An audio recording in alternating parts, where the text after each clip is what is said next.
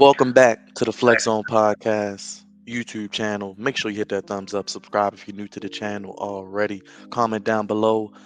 Commanders fans, we're doing this video just for you, talking about the 2022 NFL Draft and giving our report card on each and every draft selection for the Washington Commanders.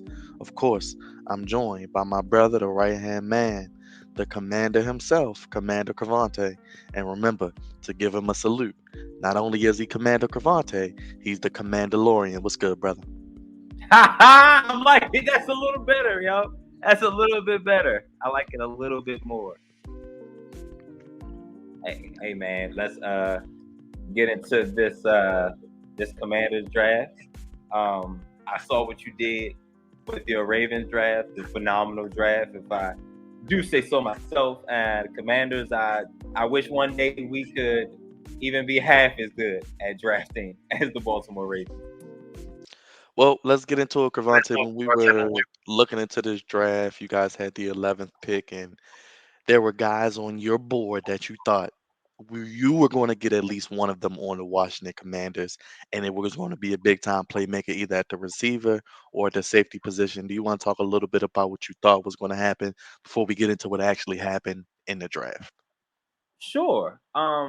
So I've been saying leading up to the draft, um, I would have loved actually a player that fell to you guys is in Kyle Hamilton, because we haven't had uh just like that guy in the secondary in quite some time, pretty much since I was in high school, with the late great Sean Taylor passing on.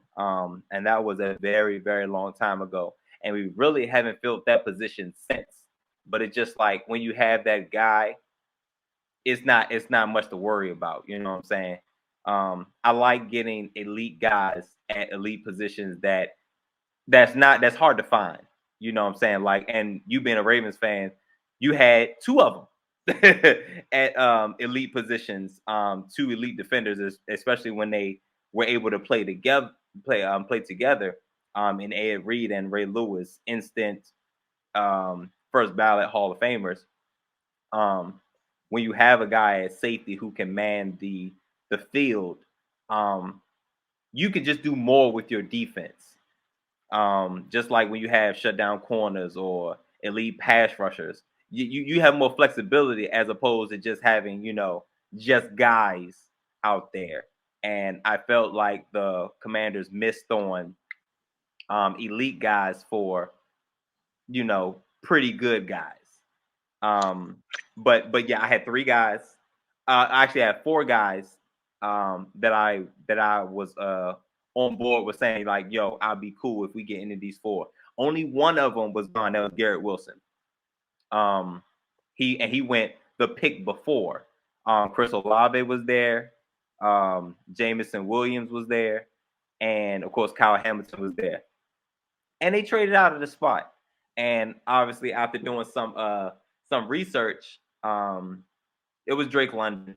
Drake London was the guy that the Ron Rivera and the Commanders wanted. And when he went to 8 to the Atlanta Falcons, they kind of was like, we kind of see Jahan Dotson, Chris Olave, and Jameson Williams kind of in the same boat, I guess, which I think is absurd, but that's pretty much what happened. They decided to trade back. And I was like, but you missed out on three guys who can. I think James Williams, even though he had his ACL injury in the national championship game, he's going to be ready for training camp. I think he's going to be ready to go and then be a day one contributor. Because we know how these receivers are coming into the league and they're day one impact players, and not just day ones, but like damn near elite. Year one, I'm talking like 1,200, 1,300 yards, 6, 7 touchdowns. You know what I'm saying? Like, that's wild numbers for a rookie coming into the league. So, Chris Olave and Jameson Williams was there. And of course, Kyle Hamilton, who was a top 5 talent, was there as well. And he fell all the way to 14. So I was not pleased with the pick. Now, it's because I really wanted those guys that we actually all missed on. Looking back at it, it was a great move draft wise. Like according to the draft chart, yeah, it was a good trade. But my thing is, we missed out on some elite talent, that some game changing, possibly organizational changing talent. And I understand getting value for your picks, but I'm not one to miss out on elite players. And I feel like we missed out on 3 of them. Now, hopefully, Jahan Dotson, nothing wrong with the brother. He's a damn good receiver. I just thought there were, at least 2 guys that were better than him. But we could jump right into it. And with the 16th pick after he traded back from 11 with the New Orleans Saints, and the worst thing, New Orleans Saints take Chris Olave. So I'm like, I can't win tonight. You know what I'm saying? I just can't win tonight. I literally got a smorgasbord in front of me, and they said, "Nah, take these. We're gonna take this out, and you eat these here vegetables." And I'm just, take it out of here, get it out of here. We had a full course, and you making me eat vegetables. All right, but couple things on Jahan Dotson, the guy who we actually picked out of Penn State. He's a very smooth route runner. Very smooth. Up there with Garrett Wilson, Chris Olave when it comes to route running. He's great with separation. I think that's one of the underrated things we really don't talk about when we're talking about wide receivers jumping from college to the pros, still been able to create separation because, I mean, everybody doesn't have an elite quarterback that could get you the ball. So, we talk all the time. It's only a handful of those guys. So being able to create separation will bode well for Carson Wentz. And he actually has the lowest drop rate in the class. I had to go digging for that one. His hands. He has very, very short hands. Like I said, Jahan Dotson. It was like cool. It's just that I felt as though that was better on the board. But I think he will produce, and he'll produce pretty much day one, and he creates a very explosive, a potential explosive offense for the Commanders. Pretty much all our guys are fast. The only thing is that they're small. I like I can see why they wanted a Drake London just for complementary purposes. We got a big guy, possession guy, 50-50 guy, red zone guy. I get it. Drake London is a phenomenal prospect, phenomenal talent.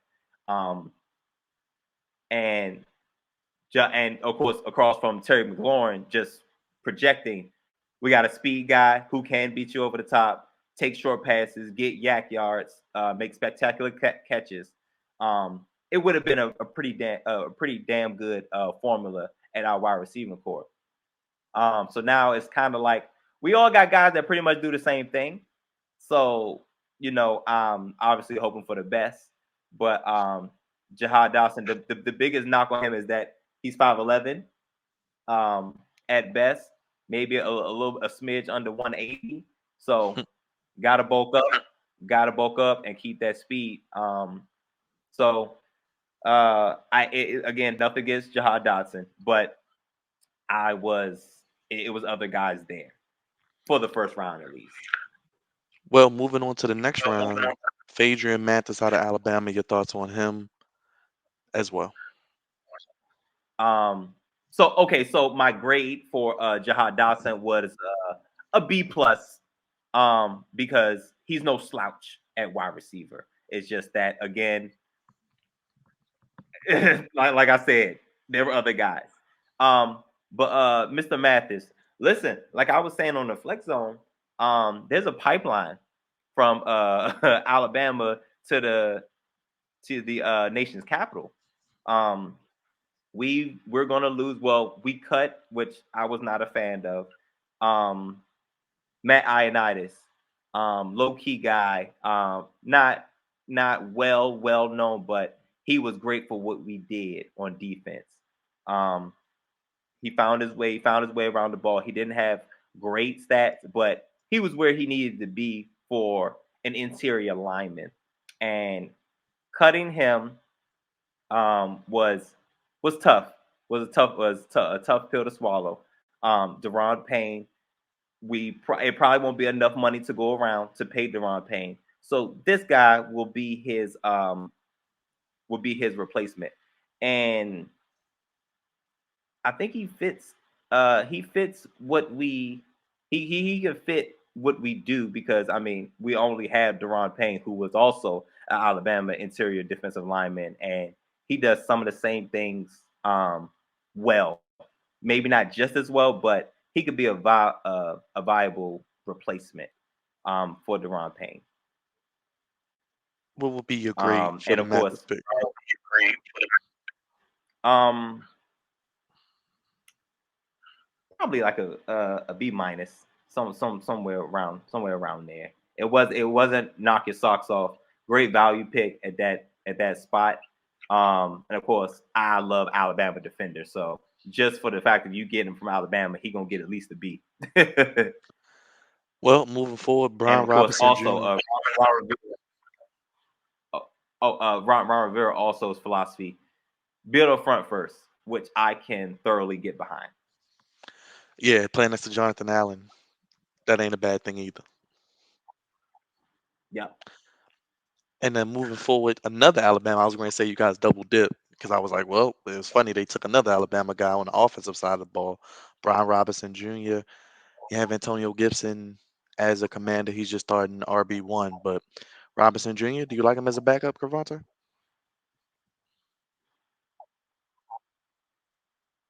I do like him as a backup. I didn't care for him at this spot though. I felt like we could have went elsewhere at the time, but value is value, and Alabama is Alabama. So Antonio Gibson, um, well, with Brian Robinson Jr. coming in, he will reduce the load that Antonio Gibson has. You guys know we have Antonio Gibson, J.D. McKisson, and Jared Patterson in the running back room. So we're trying to keep the tread on the tires pretty. We're trying to keep it even. You know what I'm saying? Now we do have to rotate. We're going to have to rotate just like we do our tires. We have to rotate from time to time, but we want everybody to make it. Through the throughout the season. Um, Tough guy, and also with the way things are going in the NFL, especially in college football, there's not that many bell cows like it used to be.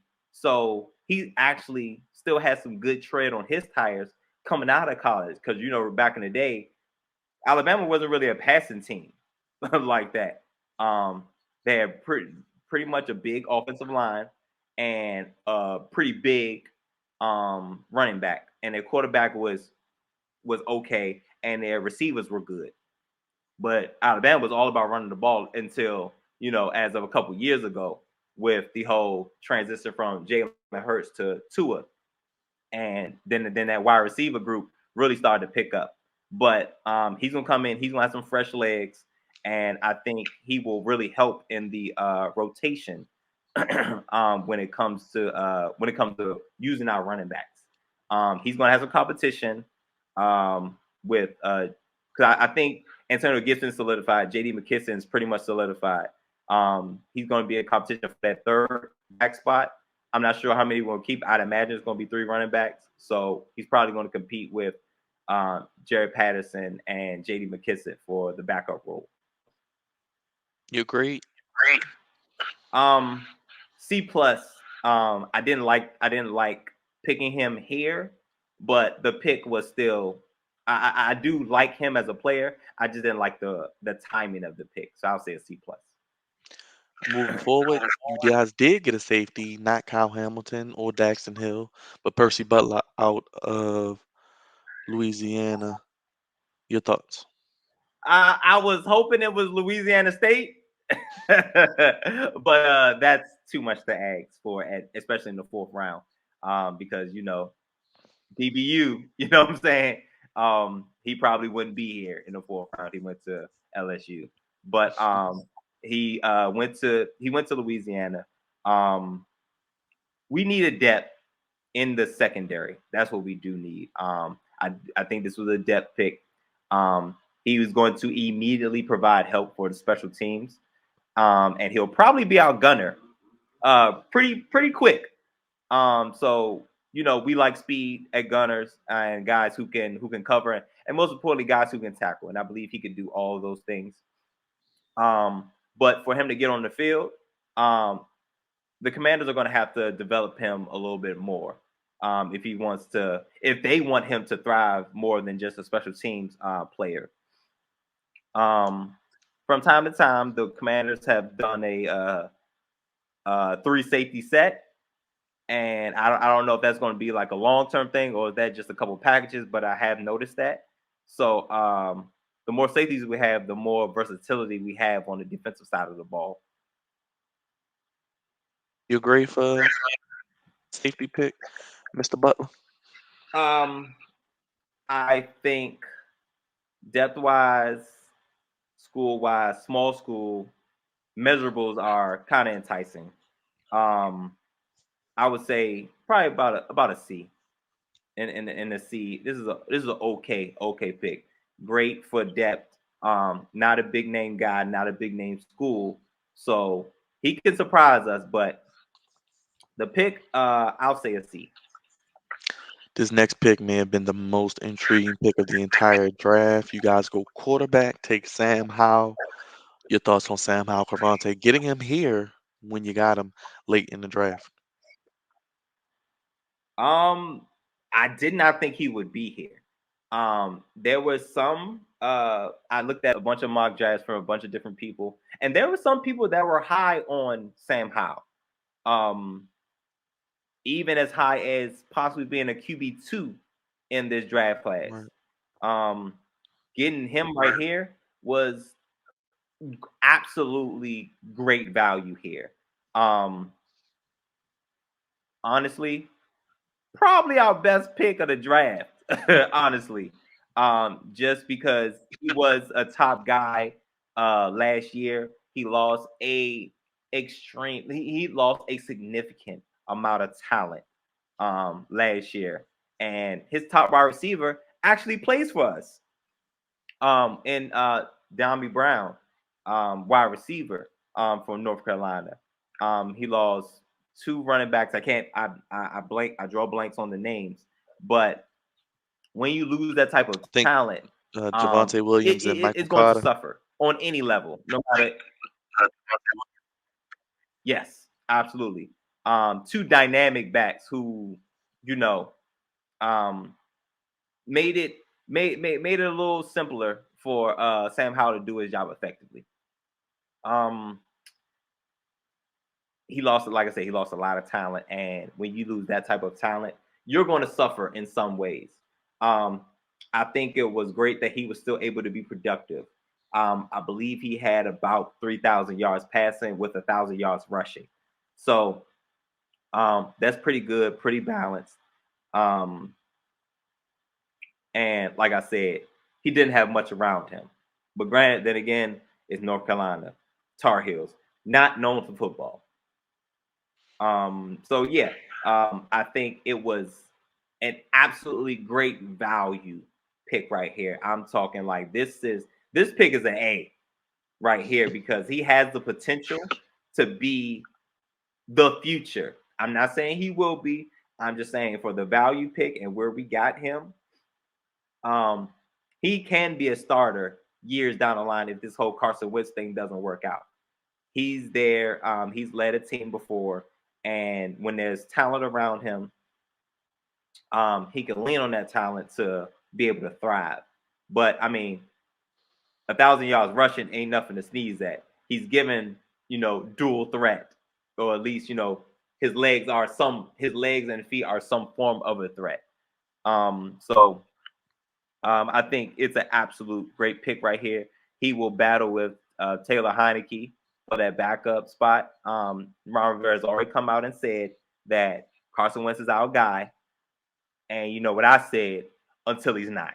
I guess he forgot that part. So, and I love, and don't get it twisted, I love Heineke, but competition is gonna bring out the best in folks. So I do think he will compete, and he's going to be on the. I think he will make the roster um, after training camp. So I mean, this is an A right here. You might have your quarterback of the future in Sam Howell. Cole Turner, tight end, next pick. Cole Turner.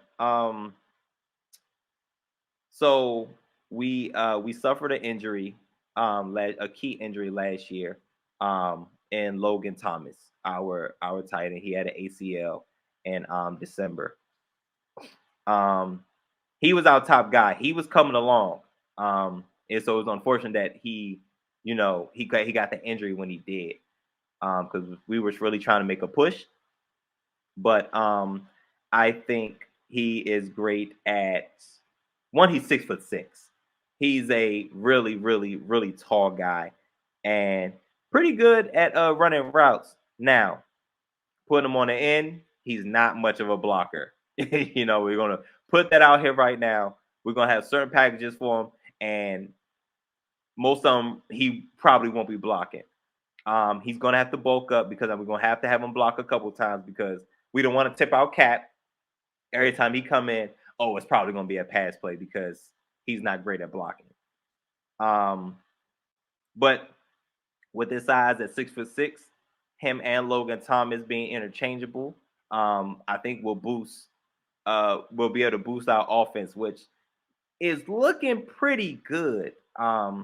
Looking at if Curtis Samuel's healthy, our receiving core and well, I guess I should just say pass catching core could be something to deal with um, as the season goes on.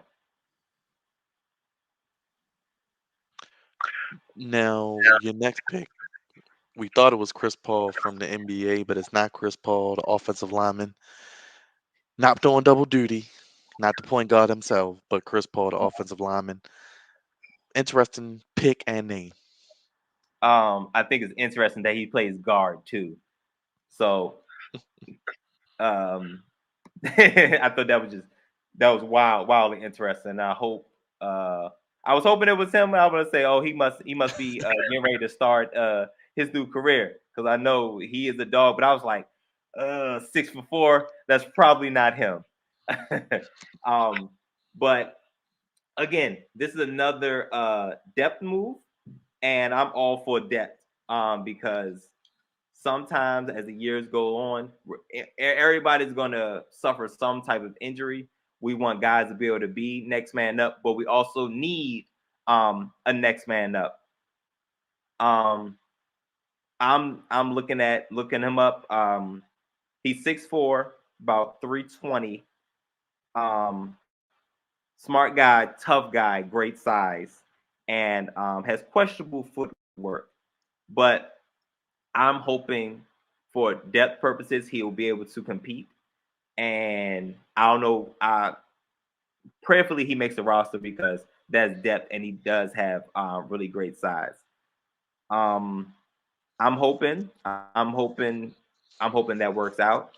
I don't know too much about the brother. I do hear he has high marks on the smart, intelligent side of the game. It's just that as an interior lineman, footwork and hands are everything, and the footwork could use some work.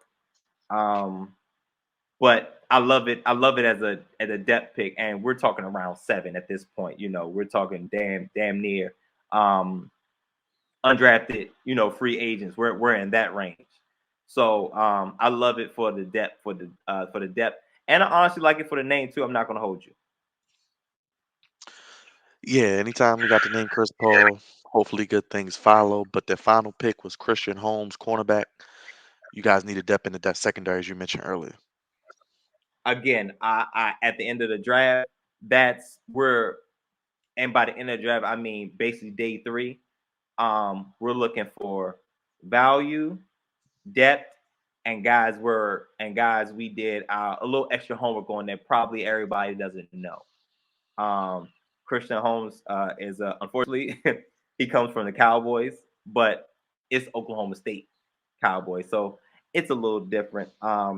Christian Holmes is mainly depth and competition at corner.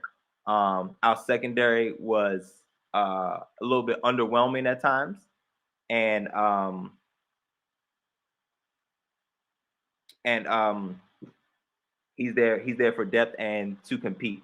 Again, at this level, that's what we're looking for. And we have starters William Jackson, Kendall Fuller, and Mr. Benjamin coming as a second year corner.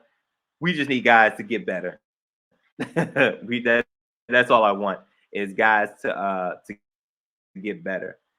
He ran a 4.5. He ran a 4.52 and 39-inch vertical, and he's at 5'11". Pretty good size for a corner. Good jumping ability, and he could be our fifth, pretty much our fifth corner, fifth or sixth corner, depending on how many we keep on roster. But yeah, we just got to keep adding players for depth wise and competition wise. That's what it's all about. In the end, towards the end of the draft. Well, Professor Crevonte, Commander, what's your overall grade for this draft class of 2022? Obviously, it's going to be judged in a few years, but right now, initially looking at it, what's your overall draft grade for Commander Nation? Um, yes, like you were saying, it is hard to draft. It's hard to it's hard to judge because we're just looking at picks, and all we have is pretty much names and tape. This draft will be judged in the next 3 years, but I'm trying to be as objective as I can. Um, I think this draft was overall just because of I feel like they fumbled. Honestly, I feel like they fumbled the bag in the first round. So I'm gonna give this but we have some great value and great depth later on, and we did get an A out of Sam Howell, and we also got some great Alabama players. So I'm gonna give this grade a C plus overall. I know I was hard on them the last time I was on the flex zone, but looking back at it, they dealt. We got some good guys, some good pieces, and great depth. So yeah, I'm gonna give this overall grade a C plus. You heard it from Commander Crevonte, the Commander Lorian himself. He's giving the Washington Commanders a C plus. Comment down below, Commander Nation. Let us know what you would give this draft class of 2022. And what do you think, or who could be the breakout standout player in this draft class? Crevonte, the Flex Zone Podcast, the only place giving you sports how you want it. When you need it. We definitely got to do this again. More Commander talk. And as we get close to the season, maybe do some videos when the schedule comes out and kind of predict where some wins and losses may fall and who could be a breakout player this year. Does Sam Howell play? Who plays opposite of Terry McLaurin? How's the defense with Chase Young being healthy play, amongst other things, down in the nation's capital? Crevonte, let people know how to keep up with you. As always, you are the senior producer and co-patriarch of the Flex Zone Podcast. Appreciate it, man. At Crevonte Hurde, pretty much on everything. Twitter, Instagram, I believe it's Crevonte_Hurde. And of course, follow that Flex Zone Podcast on YouTube. Like, comment, subscribe, love, tell a friend to tell a friend, tell your enemies, tell your good people. And also hit the bell for notifications. And as we are doing a bunch of different videos right now, shout out to Byron, shout out to Uncle Raj, really getting this YouTube, really whipping, and I do use that term appropriately, whipping this YouTube in this shape, and we are growing pretty much every day. And you guys are going full throttle, and I appreciate you guys for that. And I am here to help whenever I can, especially if you want to talk about them Commanders. I got something for you. Well, we give you a salute, my brother, as always. And for all the Commander Nation, drop a like, subscribe if you haven't already. More videos coming. Again, the only place giving you sports how you want it, Crevonte. When you need it. And like that, we gone. Let us know your thoughts in the comment down below. C plus from Crevonte on the Flex Zone podcast.